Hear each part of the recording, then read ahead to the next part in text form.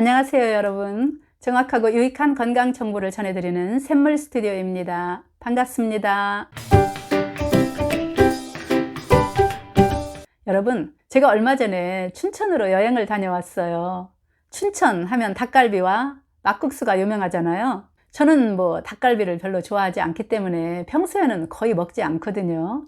근데 이제 춘천을 갔으니까 닭갈비하고 막국수를 먹어봐야 되잖아요. 여행은 구경하는 즐거움 반, 먹는 즐거움 반이잖아요. 아무튼 여행 내내 이 닭갈비하고 막국수, 그리고 감자전 등등을 정말 배부르게 먹고 다녔어요. 닭갈비가 그렇게 맛있는 음식인지 몰랐었는데 춘천 닭갈비는 정말 맛있더라고요. 막국수도 평소에는 거의 먹지 않는데 춘천 막국수는 너무 맛있는 거예요. 매 끼니마다 먹었던 것 같아요. 문제는 이제 집에 와서 체중을 달아봤더니 3kg가 확 찐 거예요. 물론 이제 거의 대부분 뱃살이겠죠. 이대로 둘 수 없잖아요. 그래서 간헐적 단식을 시작을 했어요. 저는 이제 평소에도 이 과식을 했거나 또는 모임이 있어서 배불리 먹었거나 하면은 이 간헐적 단식을 하거든요. 그래서 2, 3kg 찌는 것은 별로 걱정을 하지 않아요. 간헐적 단식을 일주일 정도, 많으면 한 2주일 정도 하면은 거의 빠지거든요. 이번에도 이 간헐적 단식을 한 2주일 정도 해서 뺐거든요. 그럼 이 간헐적 단식이란 게 도대체 뭘까요? 오늘은 간헐적 단식이 무엇인지, 그리고 제가 하고 있는 이 저 나름의 간헐적 단식에 대해서 말씀을 드릴게요. 간헐이라는 뜻은 일정한 시간 간격을 두고 뒤풀이하여 어떤 일이 일어났다 쉬었다 함, 이런 뜻이에요. 그러니까 간헐적 단식이라는 것은 말 그대로 일정한 시간 간격을 두고 뒤풀이해서 음식을 먹지 않는 것이거든요. 쉽게 설명하면 일정 시간 음식을 먹지 않고 공복 상태를 유지하는 거예요. 우리가 음식을 먹으면 우리 몸은 그 음식을 소화시키는데 굉장히 많은 에너지를 쏟아붓는다고 해요. 우리 몸은 소화시키는 일뿐만 아니라 할 일이 굉장히 많잖아요. 몸에 상처가 나면 치료도 해야 되고, 세균이나 바이러스가 침투하면 싸워서 물리쳐야 되고, 영양분을 태워서 에너지로 만들고 나면 그 남는 노폐물도 처리해야 되고 등등 할 일이 무지 많은데, 음식을 수시로 먹거나 많이 먹게 되면 이 소화시키는데 에너지를 다 쓰기 때문에 다른 일들을 하기가 어려운 거예요. 그럼 간헐적 단식을 하게 되면 우리가 얻을 수 있는 효과는 무엇일까요? 첫째는 당연히 체중 감량이죠. 간헐적 단식을 통해서 우리 몸을 배고프게 만들어주면 우리 몸은 에너지원이라고 할 수 있는 탄수화물의 공급을 제대로 받지 못하기 때문에 체내에 있는 지방을 분해시켜서 에너지로 사용하게 되거든요. 연구원들이 쥐를 가지고 실험을 했대요. 쥐를 두 그룹으로 나눠서 100일 동안 이 고칼로리 음식을 섭취하게 했어요. 똑같은 양의 똑같은 고칼로리 음식을 먹도록 했는데 한 그룹은 아무 때나 먹고 싶을 때 먹도록 했고, 다른 그룹은 8시간 동안만 먹도록 했고, 나머지 16시간 동안은 먹지 못하도록 했대요. 그러니까 16시간 동안 공복을 유지하게 한 거죠. 똑같은 양의 똑같은 칼로리의 식품을 먹였는데 결과는 8시간 동안만 먹은 그룹이 아무 때나 먹은 그룹의 쥐보다 체중이 40%나 감소하는 결과가 나왔다는 거예요. 즉 간헐적 단식을 함으로써 체중을 감량할 수 있었다는 거죠. 두 번째 효과는 세포 속의 노폐물이 청소된다는 거예요. 자가포식 또는 오토파지라고도 하는데요.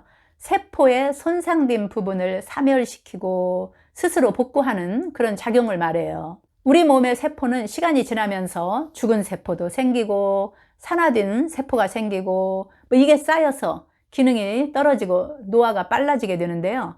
우리 몸에 음식이 오랫동안 안 들어와서 공복 상태가 되면 우리 몸은 소화시키는 데 쓰는 에너지를 그동안 세포에 쌓여있던 이런 쓰레기, 즉 노폐물을 청소해서 재활용할 수 있는 것은 재활용하고 나머지는 몸 밖으로 배출하게 함으로써 우리 몸을 깨끗하게 회복시키고 그 결과 안티에이징 효과까지 얻을 수가 있는 거예요. 세 번째는 우리 소화기관을 쉴 수 있게 해줘요. 매일 새끼를 챙겨 먹고 과식을 하게 되면 이전에 먹었던 것이 다 소화가 되지 않은 상태에서 새로운 음식이 몸속에 들어오게 되겠죠.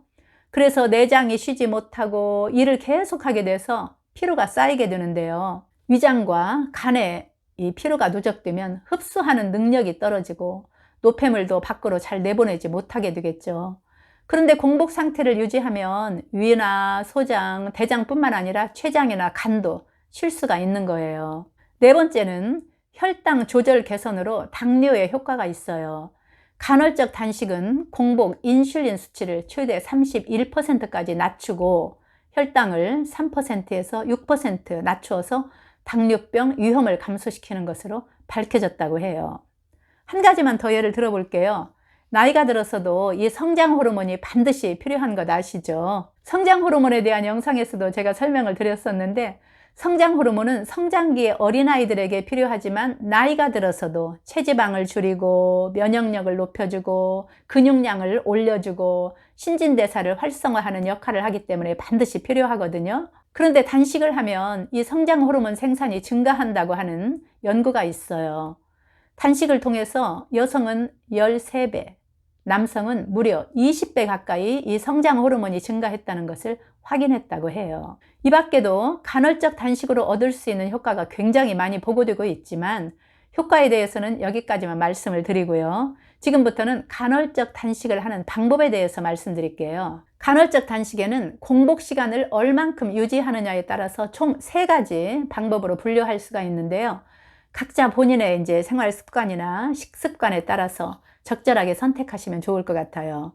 첫째는 16대 8 방법이에요. 하루에 8시간만 식사를 하는 거예요. 잠자는 시간을 포함해서 16시간을 공복 상태로 유지를 하는 것을 말하는데, 예를 들면 저녁을 8시에 먹었으면 다음날 아침을 안 먹고 12시에 점심을 먹는 거예요.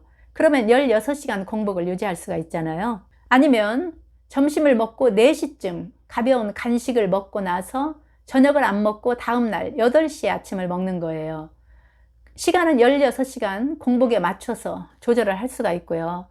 제가 해보니까 저녁을 안 먹는 것은 되게 어렵더라고요. 아침을 안 먹는 것이 좀 쉬운 방법인 것 같아요. 두 번째는 5대2 방법이에요. 이건 하루 단위가 아니라 일주일 단위로 하는 방법인데, 일주일에 5일은 평소대로 식사를 하고 나머지 2일 동안 하루 식사량을 500에서 800칼로리로 제한하는 방법이에요. 조금만 먹는 거죠. 식사량을 제한하는 날은 연속 이틀을 계속해도 되고, 아니면 뭐 월요일, 수요일 이런 식으로 하루씩 걸러서 해도 되고요.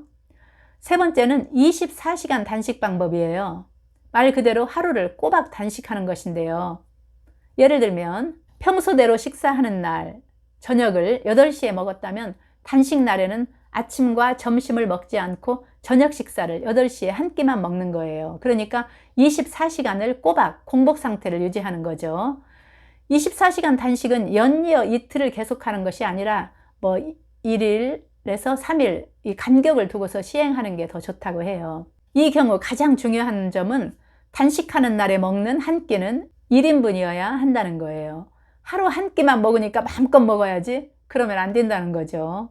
이 밖에도 뭐 36시간 단식, 48시간 단식, 격일 단식 등 여러 가지 방법이 있는데, 평상시 이 생활을 유지하면서 쉽게 할 수 있는 방법은 16대 8 방법인 것 같더라고요.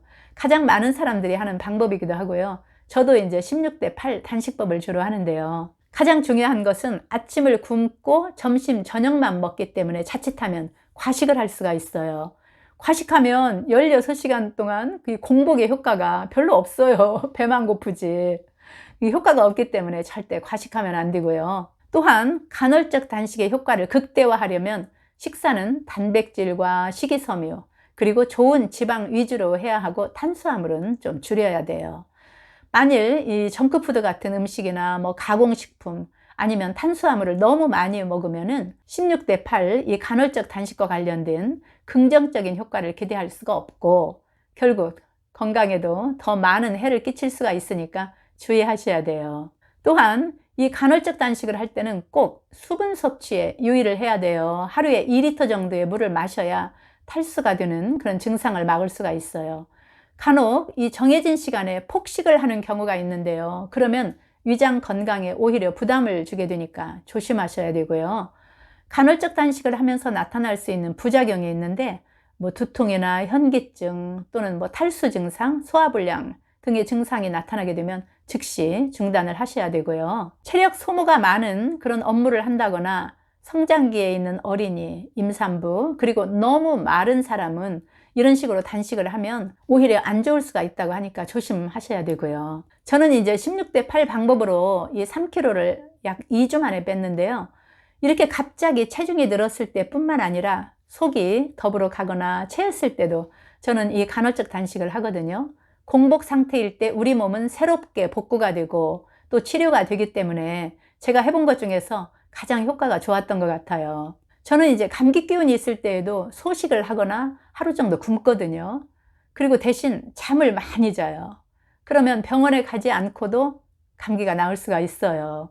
옛날에는 이 아플수록 잘 먹어야 된다고 열이 펄펄 나는데도 식사를 꾸역꾸역 챙겨 먹었었거든요. 정말 어리석은 생각이었죠. 아플수록 우리 면역이 싸우는데 온 힘을 쏟을 수 있도록 해줘야 하는데 밥을 먹으면 소화를 시키는데 힘을 쏟느라고 싸울 군대가 적어지는 거죠. 동물들도 왜 아프면은 굴 속에 들어가서 굶는다고 하잖아요. 걔네들도 본능적으로 이걸 알았나 봐요. 물론 이 간헐적 단식에 대해서 이 부정적인 의견을 가지고 있는 분들도 많더라고요. 효과보다는 오히려 부작용이 더 많다. 뭐 이런 의견들도 많은데 저는 뭐 부작용보다 효과를 더 많이 본 사람으로서 적극 권장하고 싶어요. 여건이 되신다면 가끔 한 번씩 해보셨으면 좋겠어요. 여러분, 오늘은 간헐적 단식의 효과와 방법에 대해서 말씀드렸습니다. 끝까지 들어주셔서 감사드리고요. 도움이 되셨다면 구독과 좋아요도 부탁드릴게요. 건강하세요. 감사합니다.